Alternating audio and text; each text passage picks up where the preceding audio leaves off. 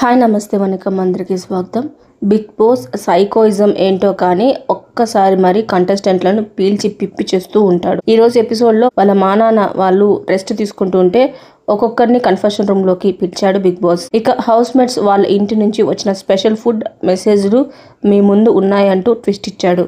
కానీ అందులో కొంతమందికి మాత్రమే అవి దక్కేలా చేశాడు బిగ్ బాస్. ఇక మిగిలిన వాళ్ళు ఎప్పటిలాగానే వెక్కి ఏడ్చారన్నమాట. బిగ్ బాస్ వదిలిన లేటెస్ట్ ప్రోమోలో యష్మికి దిమ్మ తిరిగిపోయే షాక్ ఇచ్చాడు మణికంఠ. హౌస్ మేట్స్ అందరికీ ఇంటి నుండి వచ్చిన ఫుడ్ మెసేజ్ల గురించి అందరికీ చెప్పాడు బిగ్ బాస్. ఆ తర్వాత కొంతమందిని మాత్రమే ఒక్కొక్కరిగా లోపలికి పిలిచాడు బిగ్ బాస్.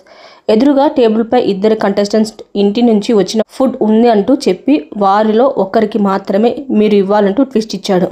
ఇందులో భాగంగా ముందు వదిలిన ప్రోమోలో మణికంఠకి తన భార్య పంపిన ఫుడ్ మెసేజ్ అందకుండా చేసింది యష్మి. ఇక లేటెస్ట్ ప్రోమోలో అయితే మణికంఠ కూడా అదే పని చేశాడు. ముందుగా కన్ఫెషన్ రూమ్ లోకి నిఖిల్ పిలిచి సిల్లీ క్వశ్చన్ అడిగాడు బిగ్ బాస్. ఈ ఇంట్లో మీకెవరంటే ఇష్టం అని అడగ్గా పృథ్వీతో మొదలుపెట్టి మొత్తం లిస్ట్ చెప్పాడు నిఖిల్. దీంతో ఒకరి పేరే చెప్పాలంటూ కండిషన్ పెట్టాడు బిగ్ బాస్.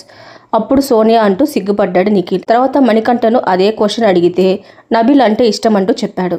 ఇక మణికంఠ ముందు యష్మి పృథ్వీ ఇంటి నుంచి వచ్చిన ఫుడ్ ఉందంటూ బిగ్ బాస్ చెప్పాడు. కానీ అందులో ఒకరికి మాత్రమే మీరు ఇవ్వాలంటూ కండిషన్ పెట్టాడు. దానికి క్షణం కూడా ఆలోచించకుండా నా మనసుకి పృథ్వీకి ఇవ్వాలనిపిస్తుంది బిగ్ బాస్ అంటూ మణికంఠ చెప్పాడు.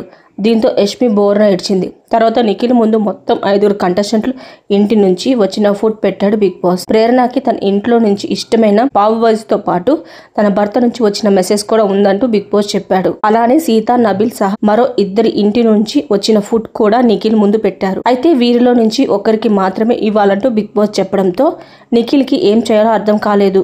మొత్తానికి బిగ్ బాస్ కనీసం ఇద్దరికైనా తీసుకెళ్లొచ్చా అంటూ నిఖిల్ అడిగాడు. ఇలా అందరి ఇంటి నుంచి ఫుడ్ తెప్పించి కేవలం కొందరికి మాత్రమే ఇచ్చి మిగిలిన వాళ్ళని ఏడిపించడం ఏదో రకమైన సైకోయిజం అన్నమాట.